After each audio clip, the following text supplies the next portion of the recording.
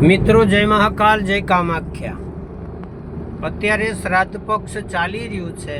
ચંદ્રગ્રહણથી શ્રાદ્ધ શરૂ થયું હતું અને સૂર્યગ્રહણથી શ્રાદ્ધ પૂર્ણ થશે, જેનો હોળહરાદ આપણે કહેતા હોઈએ છીએ. હવે ત્રીજ ચોથ, પાંચમ છઠ એવી રીતના ભેગા હતા.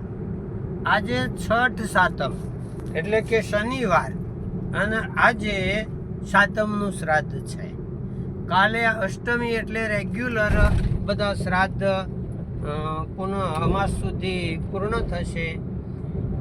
14નું શ્રાદ્ધ જે શસ્ત્રઘાતથી મૃત્યુ પામ્યા હોય એમની માટે છે.